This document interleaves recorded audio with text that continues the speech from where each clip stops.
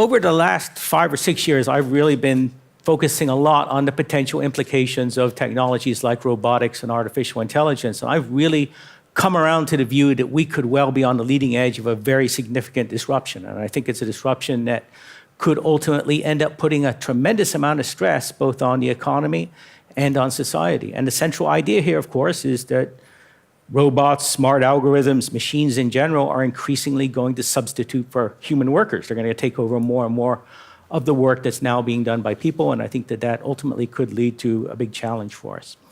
Now, during the course of my research, I've talked to a lot of people who are really on the leading edge of these technologies, the people driving innovations in artificial intelligence and robotics. And what I've found is, at least among that technical group, there is a kind of an emerging consensus that perhaps we really are headed toward this disruption, or perhaps to a genuinely new era where things are going to operate differently from what we've seen in the past.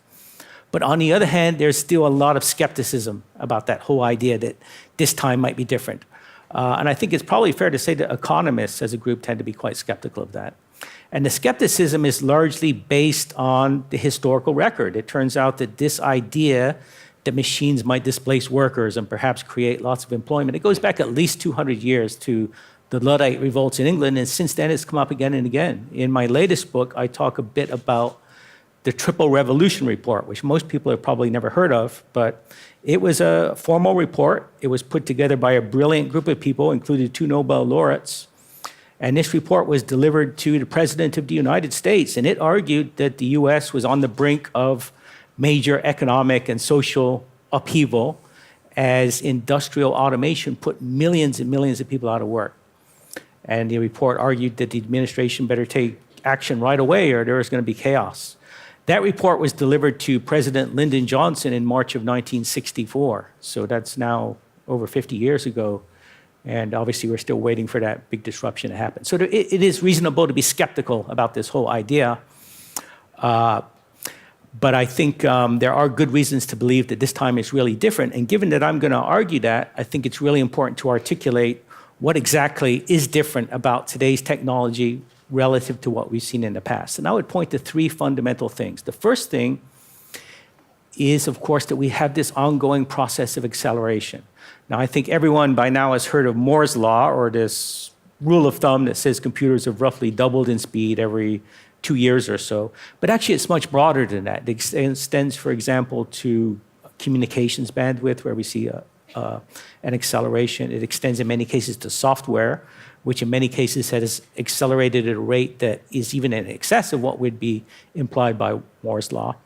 And the other thing that's really critical is that this acceleration has now been going on for a long time. In fact, it's been going on for decades. If you measure from the late 1950s, when the first integrated circuits were fabricated, since that time, we've seen something on the order of perhaps 27 or 30 doublings in computing power, which is just an extraordinary number of times to double something. You can sort of get an idea of what that would mean by imagining that you get in your car and start driving along at about 5 miles per hour, now gradually double your speed to 10, to 20, to 40. If you do that just a handful of times, you'll need a racetrack and a faster car. If you could do that 30 times, you would be something out of science fiction. You'd be a spaceship traveling at millions of miles per hour.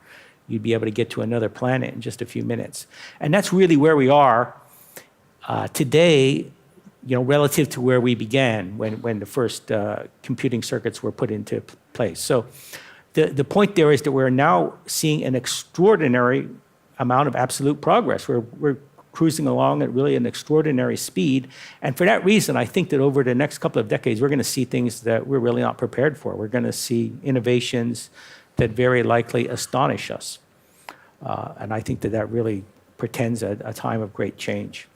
The second really critical issue is that today's information technology, today's AI is increasingly taking on cognitive capability. It's really not just about muscle power anymore. In a limited sense, the machines are beginning to think. Machines are making decisions. They're solving problems. And most importantly, they're learning. If there's one technology that is probably really central to this and really has become kind of the driving force behind what I'm talking about here. It's machine learning. It's this idea that we now have smart algorithms that can churn through massive amounts of data, and based on that, they can make predictions. They can figure things out. They can learn. And that's becoming just an extraordinary, broad-based, powerful technology, especially in the area of deep learning. And it's something that will have applications really across the board, across the job market, across industries, and so forth. One way to really kind of get a handle on just how broad-based that ultimately can be is to kind of imagine some random job out there in the economy and ask yourself, for this typical worker, would it be possible for another smart person, if they studied a very detailed historical record of everything this worker has done in the past, could another person, by studying that record, figure out how to do that job? Or perhaps could another person watch this person working and figure out how to do that job? And if the answer is yes, then it's probably a reasonable bet that eventually there's going to be a smart algorithm or a robot that will take fundamentally that same approach and will learn how to do that type of work. So when you think in that sense, I mean, I think it becomes obvious that there are a lot of jobs out there that another person could in fact learn to do by studying that kind of a detailed record. So that's the reason that this is likely, I think, to be quite disruptive. There is an enormous percentage of jobs, maybe something on the order of half of the jobs or even more, that are going to be susceptible to machine learning. The third thing that I think is really critical is that information technology and increasingly artificial intelligence is becoming a true general purpose technology. It's something that's going to be everywhere. It's going to invade every sector of the economy. It's not going to be limited to any one particular industry or employment sector.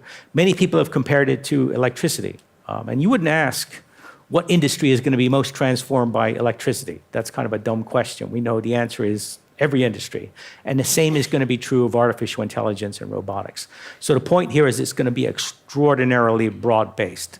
There aren't going to be any particular safe havens that aren't impacted or will be relatively safe for workers. It's going to come for everything. And that's quite different from what we've seen historically. You can think, for example, of the mechanization of agriculture, which was really one very dramatic example of technological disruption.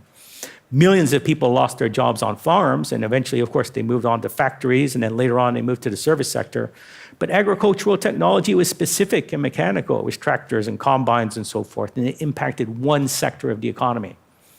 What we have today in information technology and AI is something that will scale across everything more or less simultaneously, and I think that that's a big part of the reason that this time could quite well be different. One thing that people will say, almost to the point that it becomes a cliche, people who are a bit skeptical of this, is that it is true, of course, that many jobs that exist today are going to be disrupted, but we will also create new jobs, things that maybe we can't imagine. And that's certainly true. You can already think of some jobs that exist today that just a short while ago you wouldn't have been able to anticipate, things like website designers, social media marketers, and so forth. But it turns out that while these new jobs exist, they really aren't a large fraction of employment. What I'm showing on the bar chart on the right here is that about 90% of the workers in the United States are now engaged in occupations that existed 100 years ago. So it's things like driving vehicles and preparing and serving food and working in offices. These are all jobs that someone in the year 1915 would have been quite familiar with, and that's where nearly everyone still works. So as we look forward, we can anticipate that certainly new areas of work will be created, but we also know that these traditional areas are likely to be disrupted, and that's going to be an enormous number of jobs. Just think, for example, of the impact of self-driving vehicles. That's millions and millions of jobs, and certainly new things will be created, but will there be enough of those jobs? And secondly, will they be accessible to the person that might be driving a taxi today? Perhaps these new jobs are going to require very high levels of education and training and capability. So there may be both an absolute shortfall of jobs and a skill mismatch issue where the jobs that are created really are not a good match for a lot of the average people that need jobs. So again, I think that portends a challenge. So let me just show you a couple of graphs taken from the United States primarily, what I think demonstrate that technology is already having an impact. What you see here is a comparison of productivity and compensation. Now, productivity is basically the value of what we produce divided by the number of hours that it takes to produce it. And if you look at this graph, you'll notice that up until the mid-1970s, these two lines move in perfect lockstep. And if you pick up any economics textbook, it will tell you that this is the way things should really work. The idea is that innovation drives productivity increases. The machines, the tools that workers are using get better. Those workers then can produce more, and they should become more valuable. They should get higher wages, and prosperity then kind of scales across the entire population. That's just what happened right up until 1973 or so. But then you see these two lines decouple, and this big wedge is opening up. Productivity has continued to climb, but compensation has stagnated for a great many workers in the United States. So what's causing this? I think one of the big things that's driving this is that the nature of our technology is in fact changing.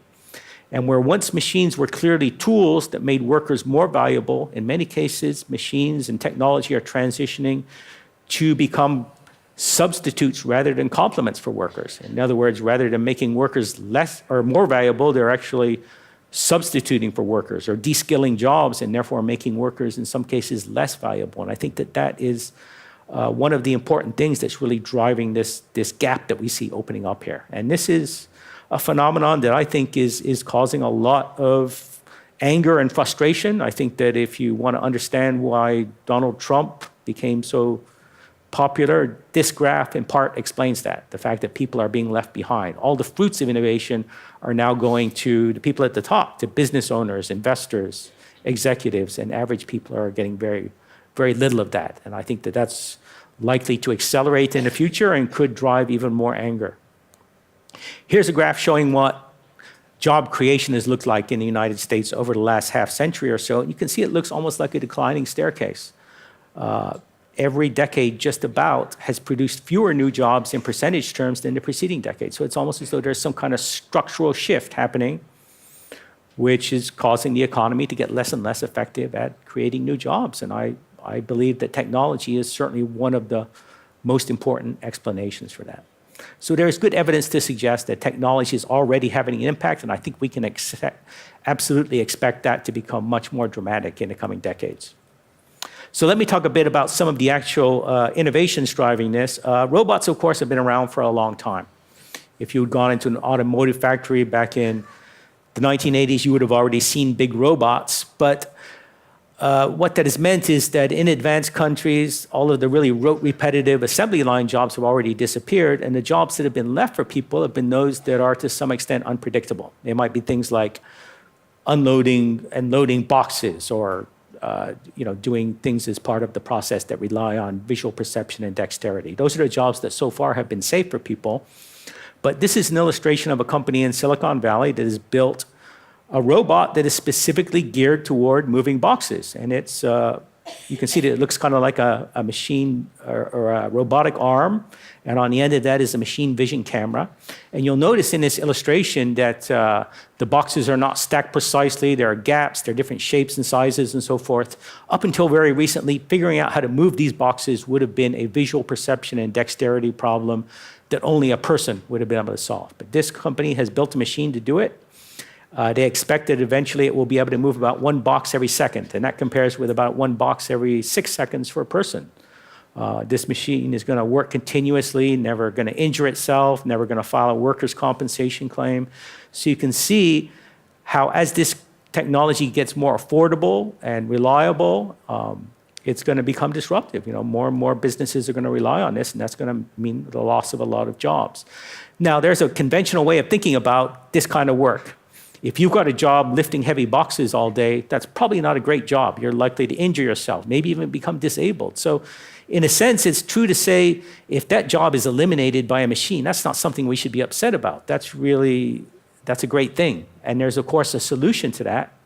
And the solution historically has always been take that worker that loses that job, send that person back to school, give them some more training, let them move up the skills ladder. Maybe they end up working in an office in a safer environment.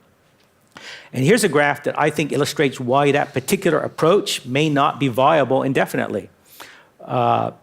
This is focused on white-collar automation, and it's looking at the headcount in the corporate finance department of the largest US corporations. If you look at that bar chart on the right, it shows that the headcount in that department, and this would be accountants, financial planners, accounts payable and receivable people, the number of people in that department relative to the revenue of the corporation has collapsed by about 40% in the last decade. And it's happened largely because of smart software, which is taking on more and more of this work. So clearly technology, AI, machine learning is beginning to climb that skills ladder. It's not just about blue collar work anymore. It's increasingly about white collar work. And in many cases, it's work that's being done by university graduates. And there are many examples that you can give. In the field of journalism, for example, there are smart systems that can tap into a stream of data. And based on that, they can analyze that data, figure out what's interesting about it, and then they can weave together a very compelling news story. And by one account, every 30 seconds or so, there's a story published on the internet or maybe in a newspaper that's generated by a machine. And you can read one of those articles, and it won't be obvious to you at all that it was written, by an algorithm and not by a person. And we see similar advances in the field of law, where algorithms are being used to use document review in some areas of medicine and so forth. So very clearly, technology is getting more capable. It's climbing that skills ladder. So to me, that implies that this historical approach that we've always had to give people more education, more training, may not be sustainable indefinitely. We may need to think outside the box in terms of coming up with a solution to this. Now, here's a graph that shows that in the United States, over the last decade or so, earnings for university graduates have actually gone into decline. So it may well be that this is already having an impact on more skilled jobs, on the types of jobs that are done by university graduates. So again, I think it's something that is potentially a very important and very, very disruptive trend. Now, one of the other things that I think is very important is that all of this, of course, has a social impact if people end up with low jobs or with jobs that are de-skilled and low wages, but there's also a very important economic impact. The economy has to have consumers. You've got to have people out there that are capable of buying the products and services being produced. If you don't have that, that's ultimately a threat to the market economy, the capitalism itself. If you don't have enough demand out there, enough people who can buy what's being produced, you run the risk of getting into kind of a downward deflationary spiral. You can think of that in terms of a very rich person like Bill Gates. Now, Bill Gates, in theory, has got an infinite amount of purchasing power, but he's not going to just go out and buy and buy and buy. For example, he's not going to buy 1,000 cars. He's not going to buy 1,000 smartphones. He's definitely not going to go to 1,000 restaurants in one night and sit down and have dinner. So when you take purchasing power, income from 1,000 average people and instead concentrate that into the hands of one very wealthy person, you take something out of the economy. You take away from unit demand. You remove customers that businesses rely on. And I think that that's a trend that's going to be increasingly important, especially as you look around the world today. You see that many advanced economies are kind of trapped in very low growth scenarios. We've got interest rates at zero. Central banks seem to be unable to raise the interest rate. So there's some evidence to suggest, I think, that all of this is already playing a role. And this is a graph that I think also illustrates this. And this shows just since the end of the Great Recession in the United States, a comparison of corporate profits and retail sales. And you can see this gap opening up. You may recall that during recovery from the recession, corporations had historic levels of profitability. But what we're seeing here is that they were profitable, but mostly that was because they cut costs. In many cases, they cut workers. They became more efficient. For the most part, it was not because they were selling more. And clearly, that's not sustainable. You can't have ever-increasing corporate profits or a thriving general economy without actually being able to sell more. And in order to sell more products and services, you, of course, have got to have workers out there that are capable of buying what you're selling. So finally, what it really comes down to then is a question: what do we do about all of this if this really develops into a disruptive trend over the next couple of decades? And I think ultimately it comes down to a choice. It's easy to imagine a very utopian outcome to all of this, and certainly in Silicon Valley, there are plenty of people who have that assumption. You can imagine a future where people have to work less. We have more time for leisure. No one has to do a dangerous job. No one has to do a job that is boring or that they really hate. People have more choices, more opportunities to do things that lead to genuine happiness and growth and to spend time with their families and so forth. And that's all great. And I think that that's a vision that we should embrace. And I hope that we can move in that direction. But what I believe is that that's not going to come about automatically. I think we're actually going to have to take action. We're going to have to put policies in place to make that happen. And I think ultimately what it may come down to is finding a way to decouple incomes from traditional jobs. And that would point to something like a guaranteed income, a universal basic income, which right now remains a very radical idea, but it is an idea that's getting more traction. In Silicon Valley, people are talking about it.